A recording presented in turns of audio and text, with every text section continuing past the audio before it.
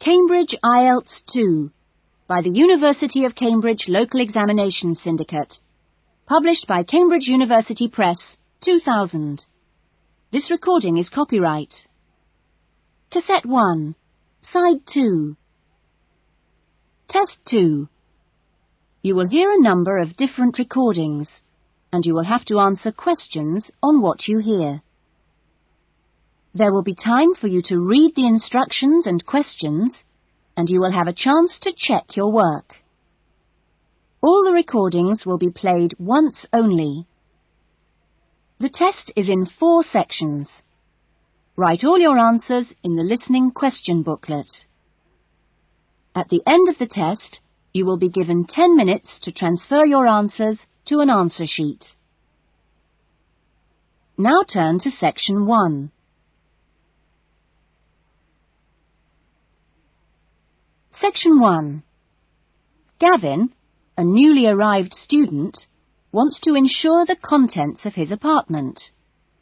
He calls an insurance agent to ask for information.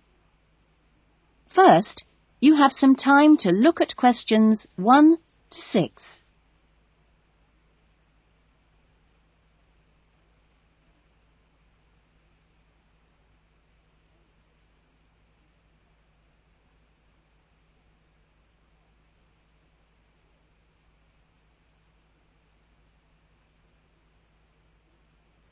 You will see that there is an example that has been done for you.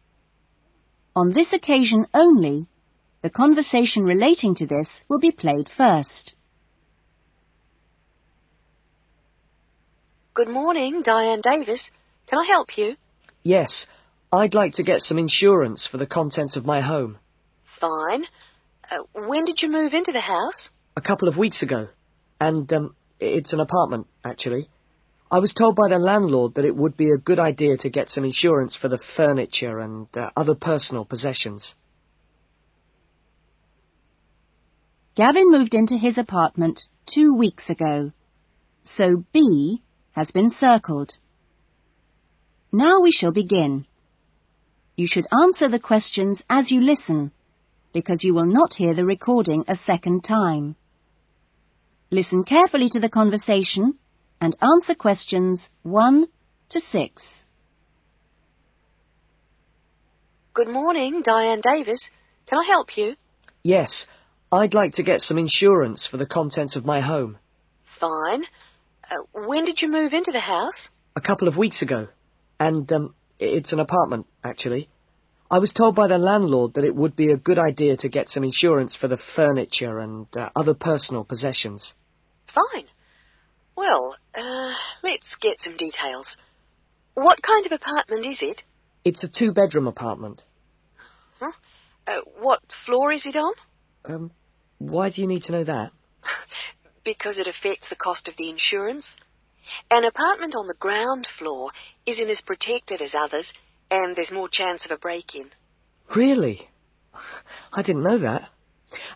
It's on the second floor. Second. And how much is the rent? It's $615 per month. Good.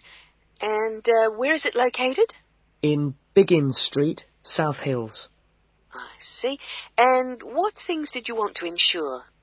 Well, what do you recommend? Well, the most important things are those which you would normally find in a home. Things like the television, fridge, and so on. I see.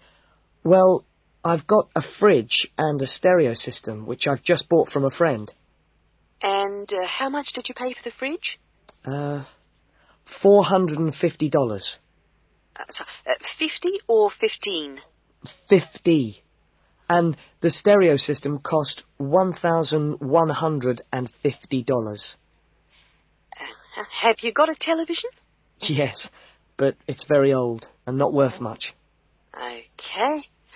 Well, is there anything else you want to insure? Yes. I've got a couple of watches and my CDs and books. How much do you think they're worth? The watches are worth $1,000. For both of them? No, each one.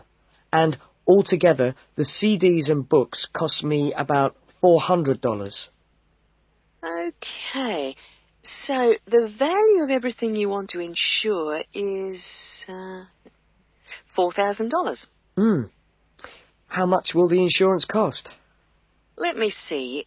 $4,000 divided by plus 10%. Right. So this kind of insurance, that's private contents insurance, it comes to $184 for a 12-month period.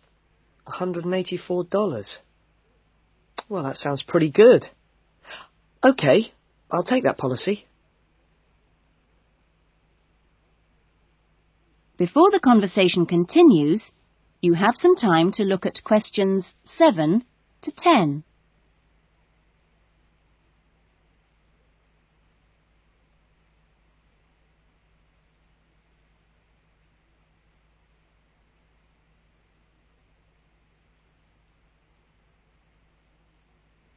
Now listen carefully and answer questions 7 to 10. Can I arrange the policy over the phone? Sure. Just let me get the details down. So, that's Mr. Gavin Murray. That's Murray. And the address is? It's 16C Biggins Street, South Hills. Okay. 16C Biggins Street, South Hills? That's right. It's 2 words. South Hills. And your date of birth is? 12th of November, 1980. And your contact number? Home phone number is 9872 4855. Right. And, you're Australian? No, I was born in London, although my mother is from Tasmania. Oh, really? Whereabouts? Hobart. I see. Interesting place. Now, are you working at the moment? No, I'm a full-time student at Sydney University. Right. Good. That is the end of section 1. You will now have half a minute to check your answers.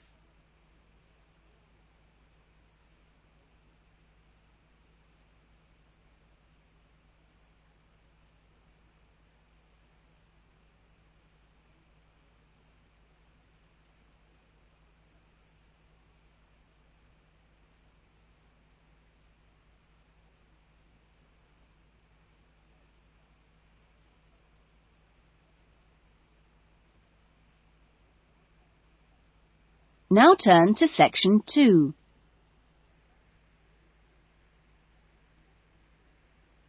Section 2. You will hear an address by the college president welcoming new students to a residential college. First, you have some time to look at questions 11 to 14.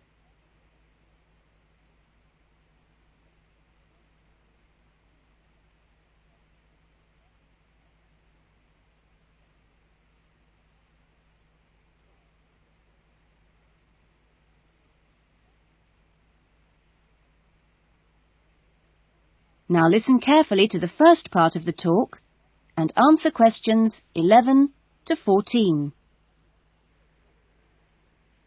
Well, good morning, everyone. It's good to see you all here. Welcome to Smith House. Smith House, as you may or may not know, is one of the oldest residential colleges of the university. As you can see, the building you're in now, which contains this main lounge, the dining room, the recreation room, the kitchen and the offices, was part of the original old house built in the 1840s to be used by the family of George Smith. That's, of course, how the house and college got their names. The original house was converted into a residential college for the university in 1940 and since then has continued to be added on to and modernised. You'll notice when you receive your room allocation in a few minutes that your room number either begins with the letter N, S or W, like this one here. The first letter refers to the 3 wings of the college, which come away from this main building. Of course, the letters represent the 3 directions, in this case, north, south and west. Each wing has 2 floors, and so the next number you see is either 1 or in this case 2, and this indicates which floor your room is on. The number after that is your individual room number. So it's quite simple to find any room by going to the right wing, then floor, and then room number. Before you hear the rest of the talk, you have some time to look at questions 15 to 20.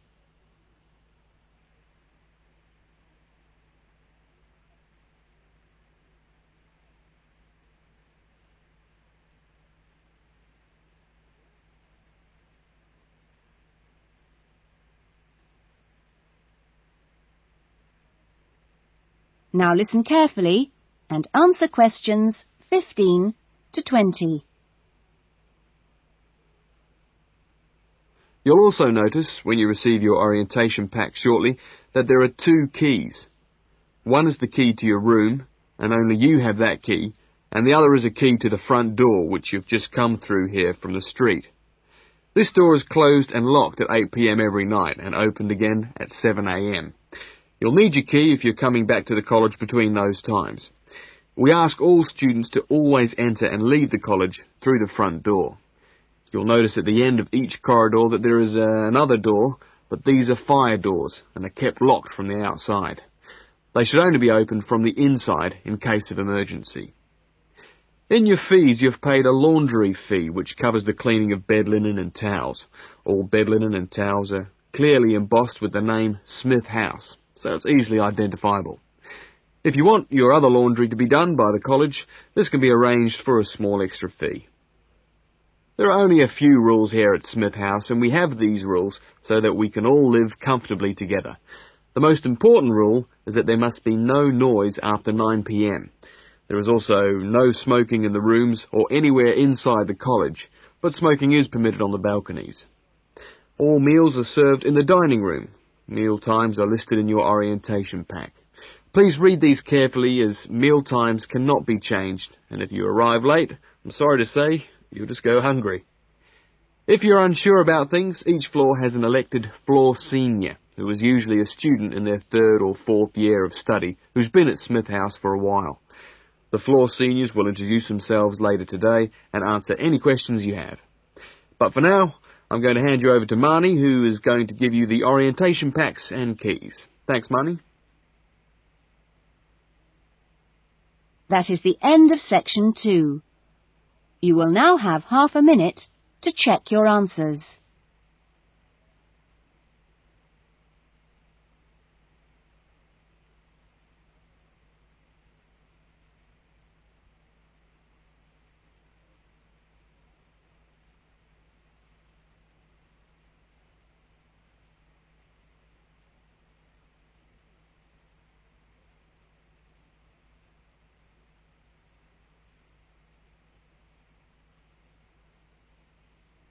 Now turn to section 3. Section 3. You will hear a conversation between 2 students, Lynn and Robin, who are discussing an assignment. First, you have some time to look at questions 21 to 30.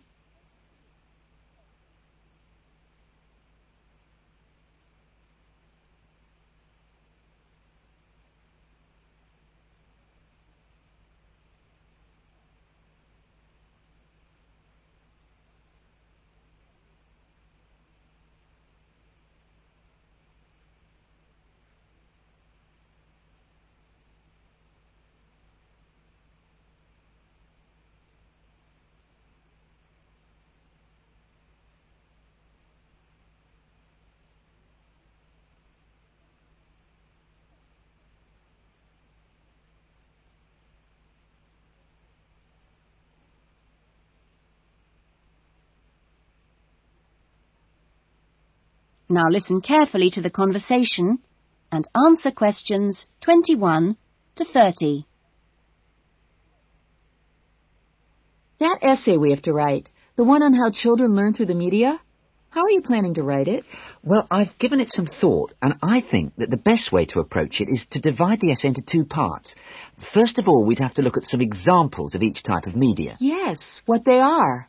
Then we could describe how we can use each medium so that children can learn something from each one. Exactly.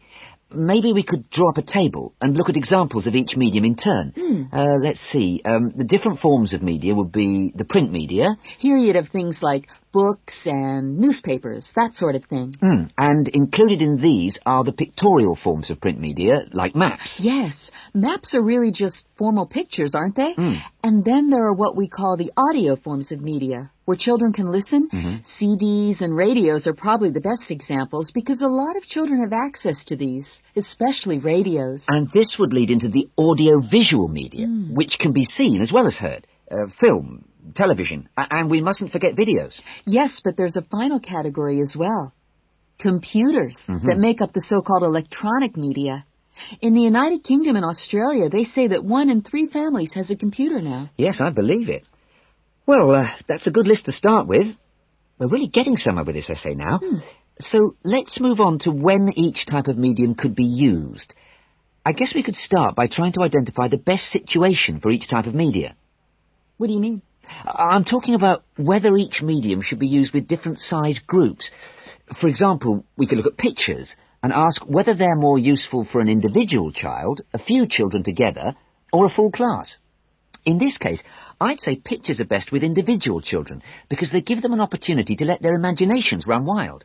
Yes, I see. Let's take tapes next. Although tapes look ideal for individual children, I feel they're best suited to small group work. This way, children don't feel isolated because they can get help from their friends. Computers are the same. I think they're better with small numbers of children, and they're hardly ever useful with a whole class. Videos, however, are ideal for use with everyone present in the class, especially when children have individual activity sheets to help them focus their minds on what's in the video. And what about books? What would you recommend for them? Books are ideal for children to use by themselves. I know they're used with groups in schools, but I wouldn't recommend it. Other pictorial media like maps, though, are different. I'd always plan group work around those. Give the children a chance to interact and to share ideas. I agree. Teachers often just leave maps on the wall for children to look at when they have some free time. But kids really enjoy using them for problem solving. Yes. Different people have different ideas, I suppose. Yeah, and different teachers recommend different tools for different age groups. That is the end of section 3. You will now have half a minute to check your answers.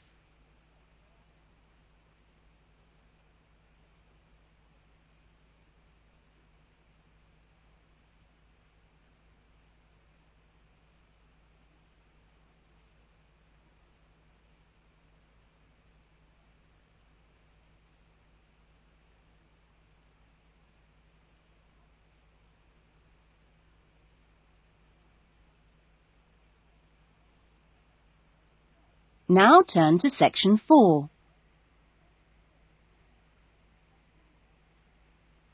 Section 4. You will hear a lecturer talking to a group of students at the beginning of a course in rural development.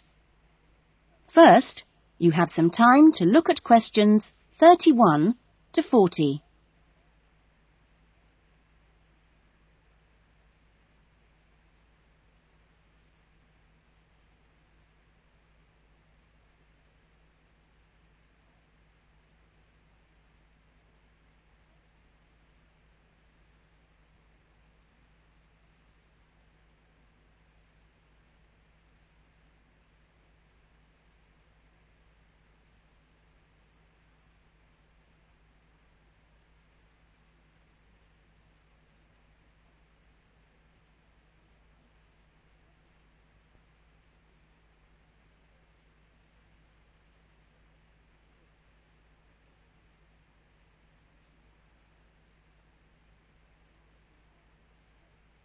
Now listen carefully to the talk and answer questions 31 to 40. I hope that this first session, which I've called An Introduction to British Agriculture, will provide a helpful background to the farm visits you'll be doing next week. I think I should start by emphasising that agriculture still accounts for a very important part of this country's economy. We are used to hearing the UK's society and economy described as being industrial, or even post-industrial. But we mustn't let this blind us to the fact that agriculture and its supporting industries still account for around 20% of our gross national product. This figure is especially impressive, I think, when you bear in mind how very small a percentage of the UK workforce is employed in agriculture. This is not a recent development. You'd have to go back to 1750 or so to find a majority of the workforce in this country working in agriculture. By the middle of the next century, in 1850 that is, it had fallen sharply to 10%, and then to 3% by the middle of the 20th century. And now just 2% of the workforce contribute 20% of GNP. How is this efficiency achieved? Well, my own view is that it owes a great deal to a history over the last 50 or 60 years of intelligent support by the state, mainly taking the form of helping farmers to plan ahead. Then the two other factors I should mention, both very important, are the high level of training amongst the agricultural workforce. And secondly, the recognition by farmers of the value of investing in technology. Now, although the UK is a fairly small country, the geology and climate vary a good deal from region to region. For our purposes today, we can divide the country broadly into three. I've marked them on the map here. The region you'll get to know best, of course, is the north, where we are at present. The land here is generally hilly, and the soil's thin. The climate up here, and you've already had evidence of this, is generally cool and wet. As you'll see next week, the typical farm here in the north is a small, family-run concern, producing mainly wool and timber for the market. If we contrast that with the eastern region, over here, the east is flatter and more low-lying, with fertile soils and a mixed climate. Average farm size is much bigger in the east, and farms are likely to be managed strictly on commercial lines. As for crops, well, the east is the UK's great cereal-producing region.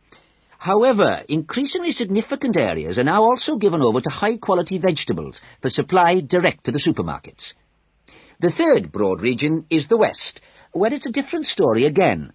The climate is warmer than in the north and much wetter than in the east. The resulting rich soils in the west provide excellent pasture, and the farms there are quite large, typically around 800 hectares. The main products are milk, cheese and meat. So, clearly, there are marked differences between regions, but this does not prevent quite a strong sense of solidarity amongst the farming community as a whole, right across the country. This solidarity comes in part from the need to present a united front in dealing with other powerful interest groups, such as government or the media. It also owes something to the close cooperation between all the agricultural training colleges, through which the great majority of farmers pass at the beginning of their careers. And a third factor making for solidarity is the national structure of the Farmers' Union, of which virtually all farmers are members. Finally, in this short talk, I'd like to say a little about the challenges facing farmers in the next century. That is the end of section 4.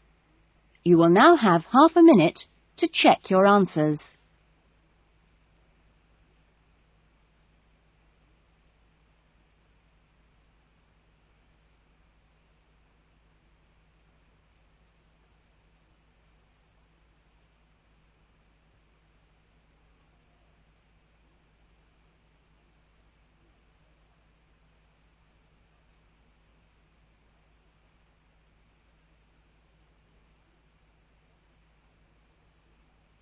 That is the end of the listening test.